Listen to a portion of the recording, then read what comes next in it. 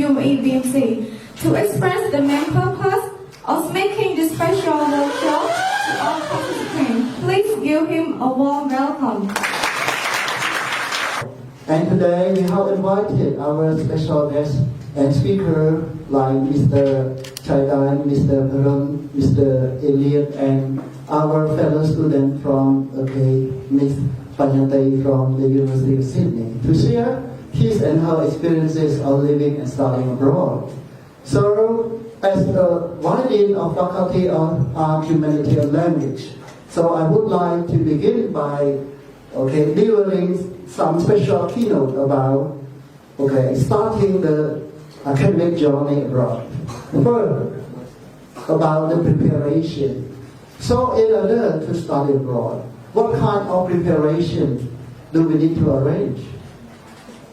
The more important thing, your language skill. Because studying abroad, we cannot study in our own language.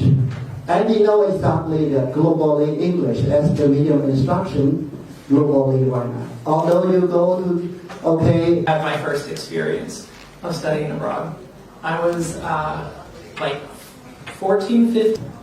I'd like to pay my respect to vulnerables, three vulnerables, and good afternoon, Mr. Japanle, Vice Dean, and thank you so much for participating in this session, this workshop, and thank you, Dr. Nanta, Director. To experience, lesson learned from the program, benefit of the program, participation, recommendation, and conclusion. Okay, so as a teacher, actually I was an elementary school teacher. I got a low-paid job that time, 2001. I was a primary school teacher. But I never stopped learning because being a teacher is to learn, to get more knowledge, to gain more knowledge. I don't stop in order learning. to shoot the culture I of the improve country you myself all are the time. studying and studying. Even though I am busy with my job, my work, but I read book. Okay, taking time to read, as the Vice Dean mentioned, you have to do extensive and intensive reading.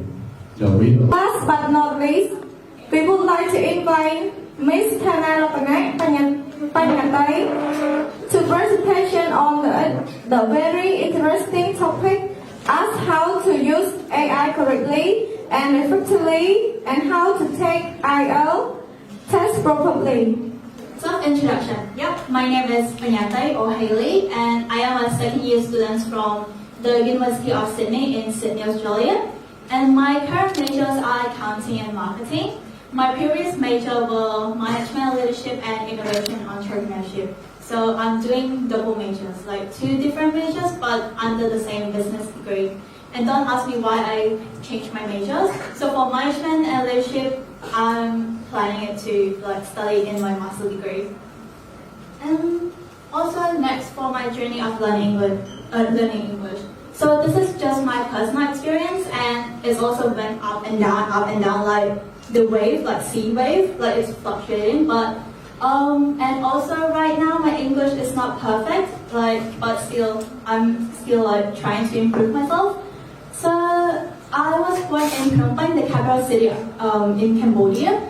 So obviously I entered into international school at the age of 2.5 years old. I studied English, and that's how I knew how to communicate a little bit. And also when I went back home from school, I practiced with my family and also with my friends, with my relatives in English.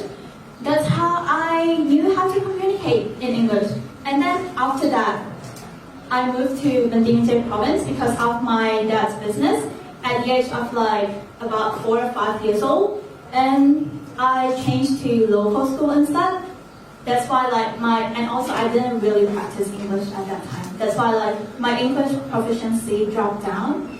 Thirdly, understand the format, the test format. So what do I mean by test format? As I mentioned before about the reading, listening, writing, and speaking.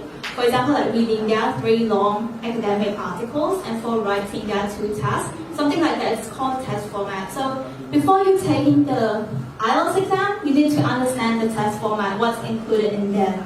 So For example, like some people, they are good at English, but they don't achieve a high band in IELTS.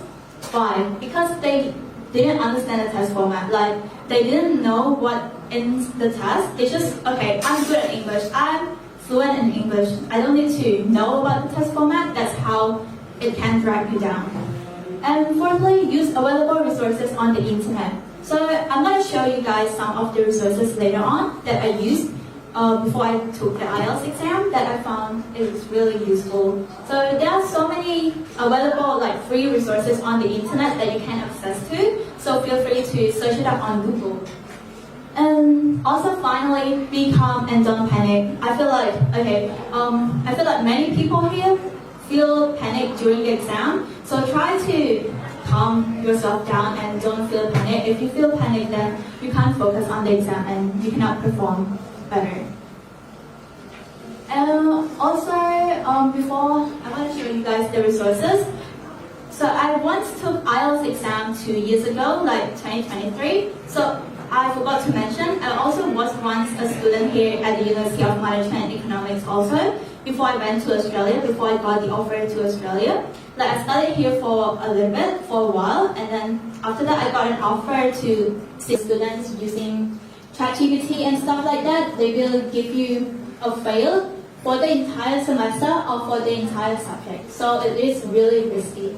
And also for Grammarly, I also used it before as well, just to check my grammar and also structure and stuff like that. But you know, they require me to admit it, to acknowledge that, okay, I use Grammarly. How should we use AI as a student, not to involve with academic misconduct or like to serve the right purpose? So what do I mean by academic misconduct? Do you know the word plagiarism? Do you guys know the word plagiarism? Yes? Can any one of you explain it to me what plagiarism is? Get a book. Get a prize. Practice guide. Let me try. Plagiarism is mean you copy the other ideas. That's not your own. It means you copy other people's ideas and pretending it to be your own. Okay, good. That's the correct answer. Thank you so much for engaging. Yes, I'm really nervous. It's okay. I'm also nervous as well. So the second part is about like they will give you a task part and you have 1 minute to prepare for it and 2 minutes to talk. And for the last part, it's about they will ask questions based on the second part. And they will mark you based on your fluency, pronunciation, grammar, and vocabulary.